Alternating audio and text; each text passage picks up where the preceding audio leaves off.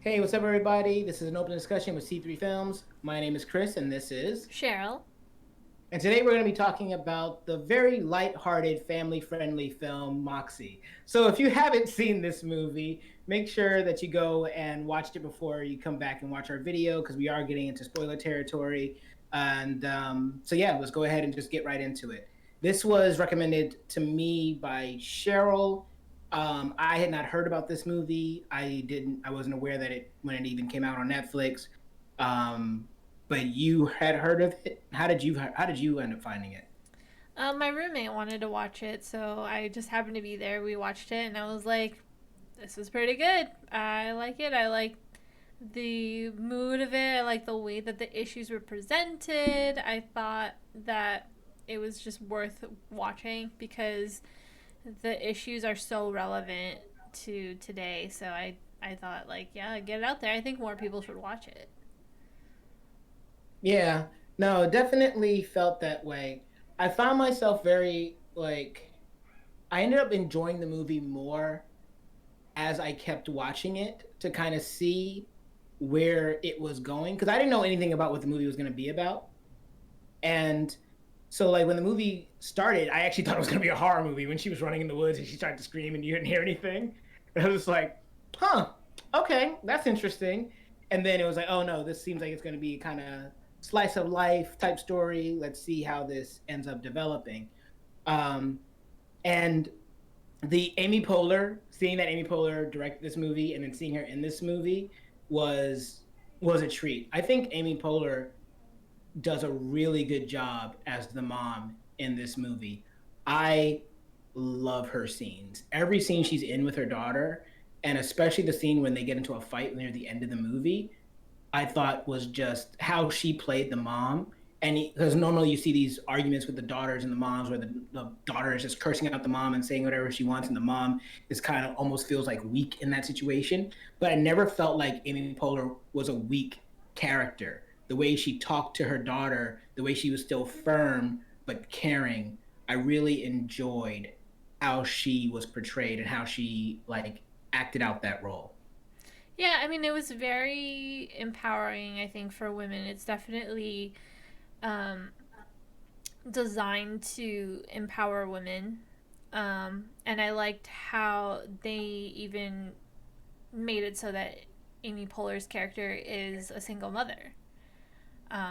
And like, father is just out of the picture. And like, yeah, she's dating someone, but it's he isn't the kind of person that like it's a guy that plays Phil Coulson Yeah, and Clark Gregg. so he's a very soft guy, and you know he doesn't like, I guess, like insert his manliness in the movie, which I think is also great. I also think it's more realistic to have a character like that where he's just a regular guy, and Yeah, he doesn't and try to be a father figure at all. no, and it might be just because it's him, but he's also just a very charming guy. Yeah. And like he doesn't come across as smarmy or annoying. Like he just seems like a chill dude. And I think that's why they got him to play that part. The so I was a little challenged when I was first watching the movie because when we're talking about realism, I wasn't sure how realistic the movie was going to portray these issues. Because a lot of times, especially in nowadays, when people are making movies, a lot of times it seems like some writers don't really know how to insert the message to that they want to convey without losing telling a good story.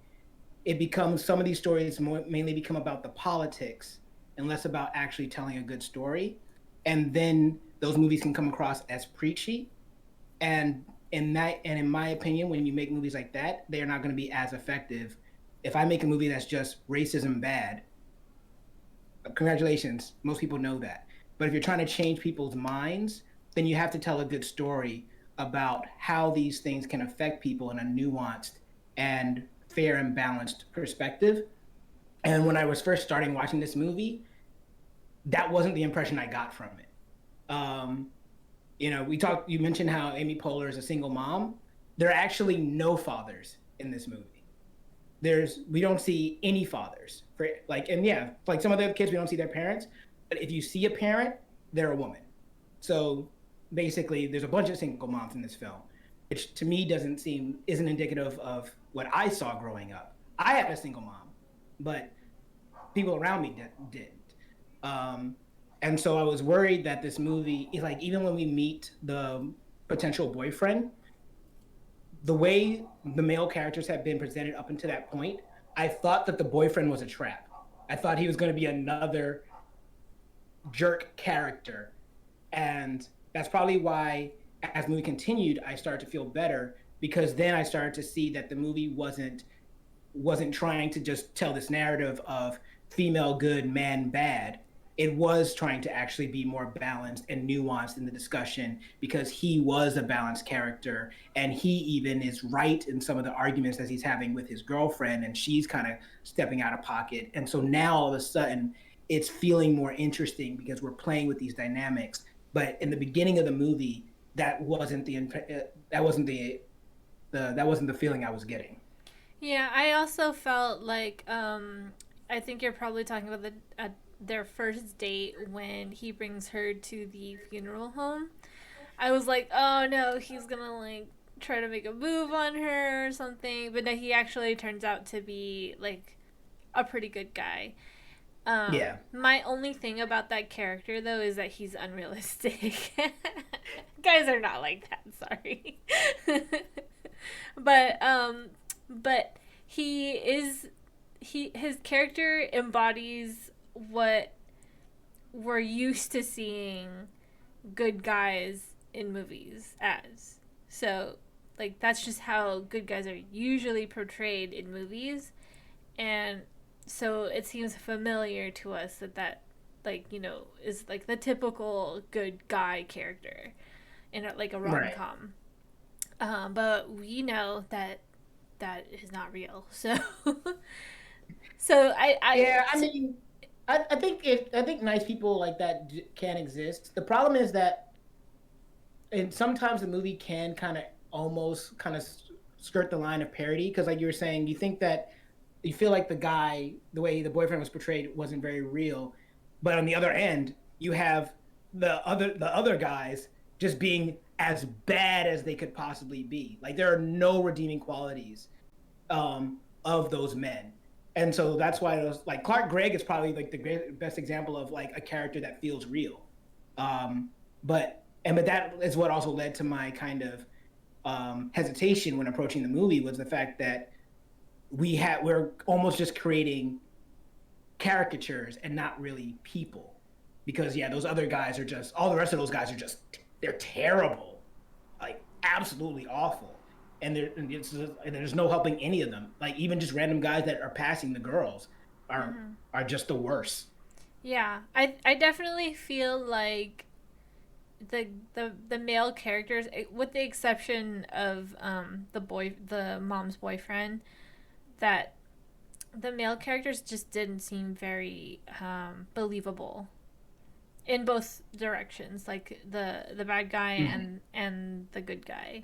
Because if you think about it, I'm pretty sure that like the jock guy would be not like so on the nose about like him being like that bad. Because usually, like, in reality, guys like that kind of like they trick you first. They put you Right. in a They make you feel false. safe. Yeah, they make you feel safe first, which is probably why we thought Seth, the boyfriend, the main character's boyfriend, was gonna turn out bad, because that's the reality where you feel like he's a good guy, you can trust him, and then he ends up not being the guy that you thought he would be. That's the reality of how Mm-hmm. those kind of people are in the real world. When you see someone being like a dick, like I forget his name, Mitchell. Mitchell Wilson, whatever. Yeah. Yeah, he just seems like you're like the way guys are depicted in high school movies. So Right. Yeah. yeah, so like that would that's what like they're pointing to, but if I think like because it's so obvious like and so on the nose that he's a bad guy, like yes, it's believable that he's a bad guy. But then you also think Seth is going to be a bad guy because he's being good first, and that's like the reality part of us like our Right. Being thinking. careful. Yeah. At least for me as a woman. Oh yeah, I mean, and that makes a lot of sense. Um, and I there's one of the scenes I want to talk to you about that I is my favorite scene in the movie that I thought felt the most real are the scenes around her friend. Do you remember her best friend? What was her friend's name? Claudia. Claudia, and how Claudia, because this was also something that was, we try not to get too much into this stuff on our YouTube, but like one of the things about Claudia, the question that comes up, and I'm glad that they addressed this, is how do people fight? Because everybody has a different way of fighting. And just because someone isn't fighting the way you think they should fight doesn't mean that what they have to offer isn't valuable. And that's exactly what's tackled in this movie with Claudia, because she has certain challenges that prevent her from fighting in necessarily the same exact way and showing her support in the ways that people would rather her show it. But she tries to, and I think the movie could have done more with this. I don't think it kind of just dips its toe in, but they show that everybody can have their own way to support and own way to fight, and it could still be just as valuable. And at the same time, you have to recognize that even though you are fighting this battle, you are still fighting a different battle than this other person because of your ethnic background. Because that also is something that this other person has to think about and has to contend with, not only for themselves within the world that they have to occupy, but also in relation to their parent. And I thought that that was very interesting. Yeah, 100% agree. I definitely related to Claudia a lot. Obviously, she is Chinese, and so am I. And I definitely remember having, those that kind of relationship with my mom, where like it matters what I am wearing before I leave the house to go to school. It does. And like the idea of even trying to explain the protest is just like I don't even want to go there because like that generational gap, not it's not even just a generational gap, it's a cultural gap too, because her mom probably didn't come from America. Her mom, like, and I think Claudia even mentioned it in the movie, that her mom had come from like another country and had to like work very hard to like give her the opportunity to even go to college. It's so true, like 100% true. That is what my mom did for me, and to like ruin it by doing a protest, it's like, is it worth it, like because of my future and stuff like that.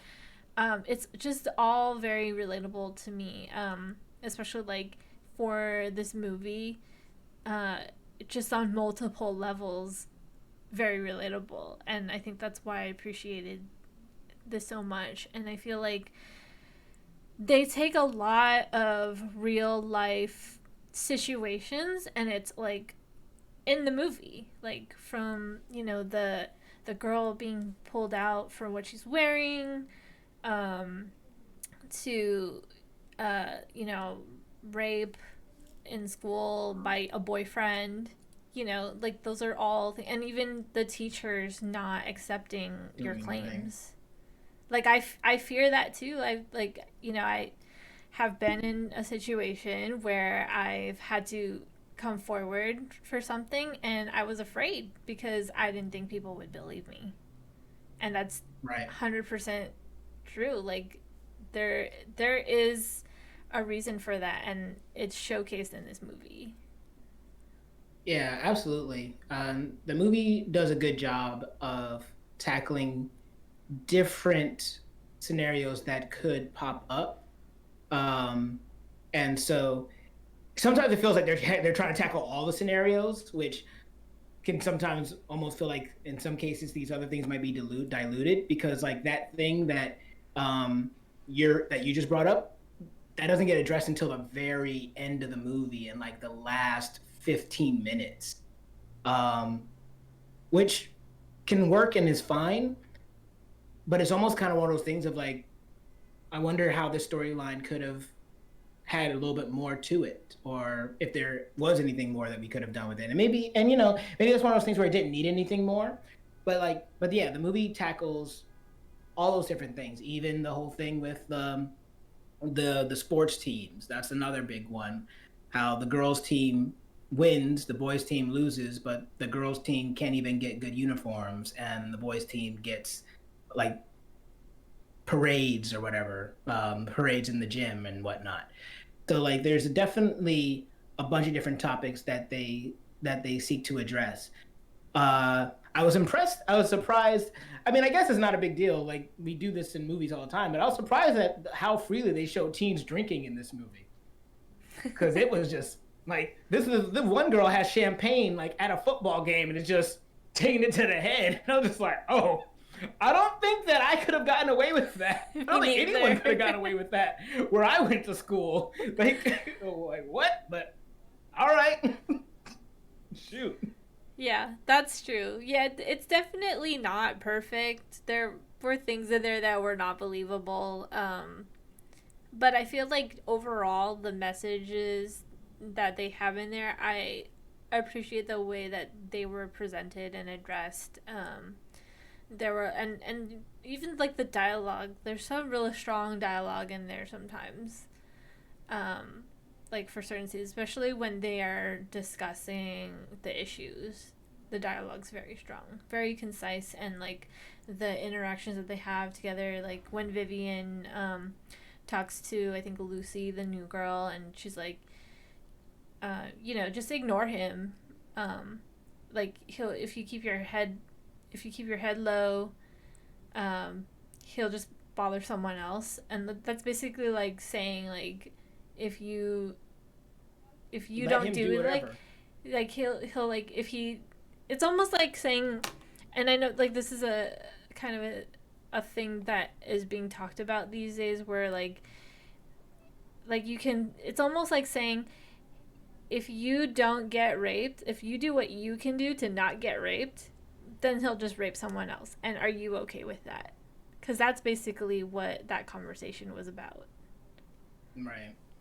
Yeah, and that's why she was saying he was dangerous, Mm-hmm. and the other girl didn't see it, and then her eyes kind of get opened, and the movie is basically her awakening, Mm-hmm. right? Her awakening and seeing these things that are like normalized. It's like why is this normalized? This isn't okay. And yeah, and so like as the movie continues, I feel like the movie starts handling these topics a lot more in an interesting way. The One of the issues though that I had with this movie, and it's not something that's super important because this isn't the point of the movie, but I am so over the black buffoon character in movies because that seems to be the only way. It's either we write them as an idiot that's like, you know, funny, or we write them as this stoic, badass that can like beat up everybody. And there's no real room for nuance. And that's not saying that everyone writes it that way, but that has been the trope over the years. And so when we don't have that many black characters in this movie, and the one black male character is a buffoon that is just constantly saying dumb things, it just I can't help but feel like a little annoyed by that, even though I know that that's not the point of the movie. The point of the movie is about the journey of these women and how they learn to fight for themselves. So that is the focus. But it is one of those things where it's just like, well, even in a movie that would be seen as progressive as this, you can still make certain pitfalls and stumbles. And that's not saying that you can't have a bad black character, but it is to say that we can get a little bit more creative with how we betray these characters, rather than just going back to like the stereotypical way. Mm-hmm. Yeah, definitely. Um, I'm glad you noticed that because I was happy with the way I was represented in the movie. Seth, Claudia, amazing. Yeah, they did a good job with Claudia. I mean, Yeah. for most of the female characters, they handled it well. I felt like how they tried to handle the one gay relationship in there was a little odd because that one to me actually felt thrown in. Those two characters, we didn't get to see them talk that much and have an interaction and build a relationship. And so when you see them kiss, it's like, we're all at a party and then they just do it. And I know that it's supposed to be like a surprise, but I didn't even realize that they were that cool for that to even happen. Mm-hmm. So that was something where I was just like, I wonder if there's like some deleted scenes or something where we didn't get to see them interact and kind of build some type of friendship or even just a kind of connection that shows that they may be into each other even a little bit, but they're not going to do anything. And then in that moment, it pays off. And it's like, oh my gosh, yes, they finally, yeah, they did something, they hooked up, or of course. Um, so that was another thing that stood out to me as like fine to include, but odd because it didn't feel like we had the time to make that feel earned, at least that moment when they kiss. Mm-hmm. Um, I agree. but yeah, so, but I feel like most of the other things I didn't really have an issue with. I felt bad for the mascot. Oh my gosh, this poor man. Like, this man gets just like bullied and beat up this entire movie, and then at the end, like that girl, that one of the girl with the afro, literally says that I tripped him and I don't feel bad about it. This is feminism, and the guy is sitting there just like, well, yeah, that's fine. And I'm looking around like, No, no, it's that's not not. okay. That's He not. broke his arm. Yeah. When you tripped him, he broke his arm, and he's actually outside with you. He walked out. He didn't stay in the class, which means he's an ally. He's one of the homies. What are you doing? Yeah, I got and so also mad. that's not feminism. That's just Right? being a jerk. Yeah. I did like the part about how there was that one scene when Vivian was kind of yelling at, like, she was spiraling and she was like yelling at Seth, and she was like, "Are you gonna write your name on my arm like I'm your property?" And then at the end of the movie, like, he like rolls up his sleeve and it has her name on it, and I'm like, that's so cute. I love it. That's so good in a movie, but that's so not real life. That's like, and that's why Seth is unbelievable. Yeah. No, but I like that moment too because at that point the movie is ending, so they don't kind of get a moment to reconcile like you would normally get in a romantic comedy or something. So that's the movie's way of kind of capping off their relationship and showing that, things will probably be okay. So I liked that way for ending the movie. And Yeah. or ending their interaction. And then yeah, the movie ends like basically right after that. I know you were talking about the mascot, but I personally really like the mascot, not just because he's a pirate, but because he makes a lot of pirate puns, which I thought you You're would. gonna let me. I thought you would appreciate his puns as well. Yeah. Well, what's funny? There's one moment where he says, "Good day, mermaids and pirates," and the girl next to him is just like, "What is that supposed to mean?" And I remember thinking to myself, like, "Wait a second. I mean, women can be pirates too." And he's just like, "Oh, I'm trying to be inclusive," and that girl's like, "So women can't be pirates?" Anyway, like pirates of all genders, and I was like, "Oh my god!" I was like, "I love you, man, but I'm sorry that you lost that one. You have to hold that L." But he's still a great. I still like him. He's still a fun character to Yeah, me. he's a fun. Yeah, I feel like he was almost like the comic relief of this movie, but Oh he yeah, he he was. wasn't like in the movie that much, but enough for it was almost kind of like wallpaper. Like, people don't really notice him, and they just kind of walk right past his puns, and Right? They're like not even trying to be bothered. Yeah, like if he like he's one of those characters where like if you just completely removed him from the movie would still be the same movie. Yeah, basically, he doesn't really do anything or change anything, which, it's fine. But the teacher was also pretty funny. I like the teacher's journey through the film. That was another um, fun little thing because I can see being this type of person that's just like, look, this is beyond me. I don't want to get involved, and not realizing what that sounds like, and then by the end being like, all right, we're here. Hmm. So that was cool. What did you think about the principal and her whole role in this movie? She frustrated me so much because she's like, oh, see, when you use words like harassment, it means like, and she's like really cutting slack for Mitchell. She's probably one of the only female characters that seems to like be like anti-female almost, where Right. she doesn't care at all until like her hand is forced. Right. Yeah, she spends the whole movie trying not to do anything, and I guess that's the point of that story plot line, right? Um, when the new girl goes in to talk to her, and she's like, "I'd have to do all this work. I can't do it." But at the end of the movie, she ends up having to do all that work anyway because he actually did do the thing to somebody else. Mm-hmm. Yeah. So And she spends the whole yeah, movie basically putting him on a pedestal, and she's just really proven wrong. And yeah. like how big of a mistake it was for her to have disregarded all the complaints that Lucy made. Yeah. That woman, man, she's like, I don't want to do my job. I just want to come to work. I just want to sit in my office, maybe go to an assembly, and I just want to go home. She's like, don't make me do things. That Yeah. is the laziest principal I've ever seen in a movie. I mean, I don't think they were trying to make her seem lazy. I think they were just trying to make her Oh seem no. dismissive. No, she's definitely dismissive. Yeah. No. That's absolutely the point that they're going for. Um because that's how the world is. Yeah. True.